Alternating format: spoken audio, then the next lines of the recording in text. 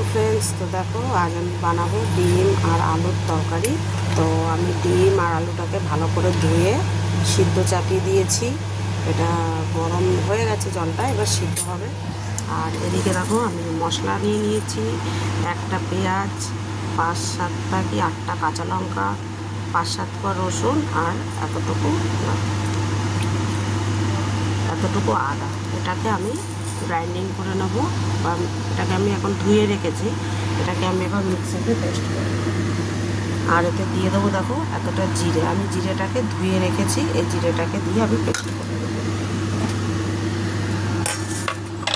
আর আমি সবটুকু মশলা দেখো মিক্সিতে দিয়ে দেবো।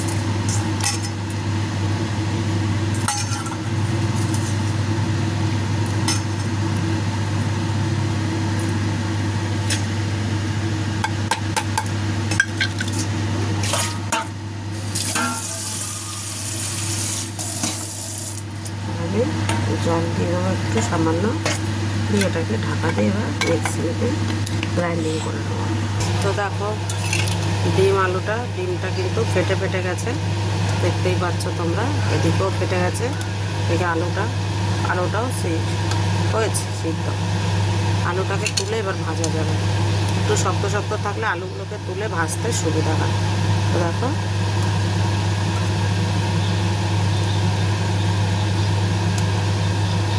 আলুটা সিদ্ধ হয়ে গেছে, এবার আমি আলুটাকে তুলে নেবো। তো দেখো বন্ধুরা, আমি আলু ডিম সব নামিয়ে নিয়েছি। আমি ডিমটাকে ঠান্ডা জলে দিয়ে দিয়েছি, আর এদিকে আমি আবার কড়াইটা চাপিয়ে দিয়েছি। কড়াইটা গরম হলে আমি আলুটা ফ্রাই করে নেবো। তো দেখো আমার কড়াইটা গরম হয়ে গেছে, আমি তেল দিয়ে দিয়েছি, তেলটাও গরম হয়ে গেছে। আর আমি ওতে দিয়ে দেবো সামান্য হলুদ দেওয়ার পরে দিয়ে দেবো এখানে আমি এই সিদ্ধ করা আলুটাকে ভালো করে ভেজে নেব।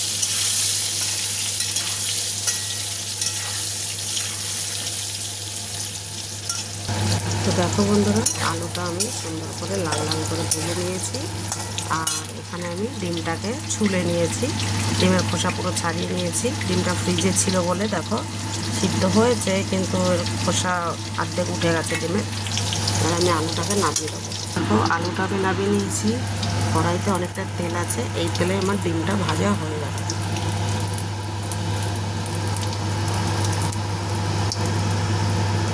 ওই তেলটাকে আমি একটু ভালো করে গরম করে নিয়ে এবার ডিমগুলো ছেড়ে দেবো।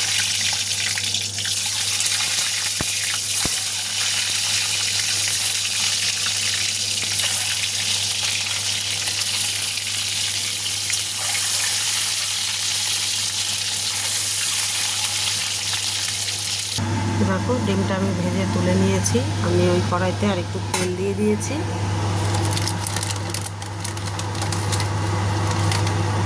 এবার এতে আমি দিয়ে দেবো তেজপাতা,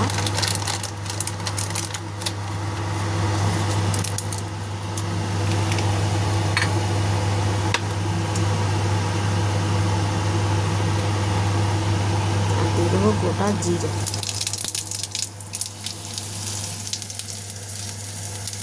দেখো জিরেটা কিন্তু কালো হয়ে গেছে, আর এখানে আমি পুরো মশলাটা পেস্ট করে নিয়েছিলাম, মশলাটা ওটাকে আমি দিয়ে দেবো। তো দেখো মশলাটা আমি দিয়ে দিয়েছি সুন্দর করে, আর এতে দিয়ে দেবো এবার লবণ, আর দিয়ে দেবো হলুদ। যেহেতু জিরে আমি কিন্তু প্রথমেই পেস্ট করে নিয়েছিলাম এর সাথে মশলাটার সাথে এটাকে ভালো করে মিশিয়ে দেবো। মশলাটা কষাতে হবে, যেহেতু এটা আদা রসুন পেঁয়াজ সবই আছে। তো দেখতে পাচ্ছ মশলা থেকে তেল ছাড়তে শুরু করেছে, মানে আমার মশলাটা কষানো হয়ে গেছে। এবার আমি এর মধ্যে দিয়ে দেবো ভেজে রাখা আলুগুলো, দিয়ে আমি সামান্য একটু জল দিয়ে দেবো। এই জলটাকে দিয়ে আলুটাকে ভালো করে আরেকটু কষে নেব।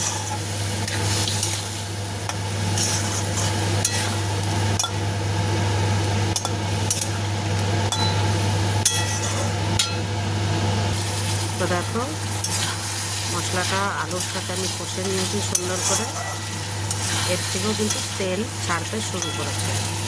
এবার এখানে আমি একটু জল গরম করেছি, এই জলটাই আমি তরকারিতে দিয়ে দেবো।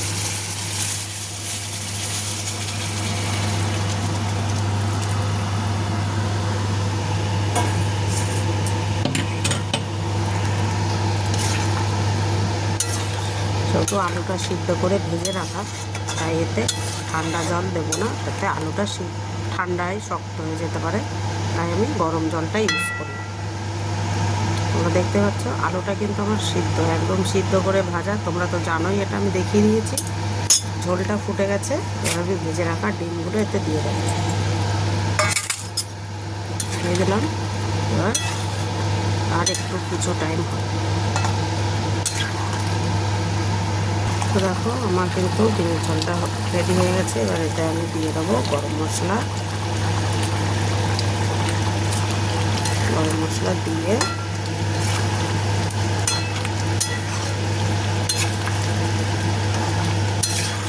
হয়ে গেল, কমপ্লিট, রেডি।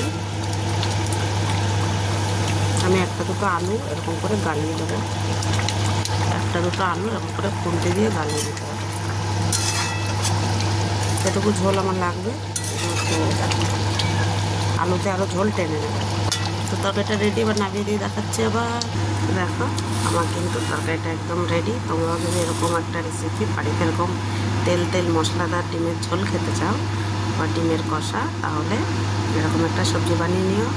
ভালো লাগলে অবশ্যই লাইক, কমেন্ট, শেয়ার, সাবস্ক্রাইব করতে একদম ভুলবে না। ভালো থাকো, সুস্থ থাকো, পাশে থাকো। ধন্যবাদ।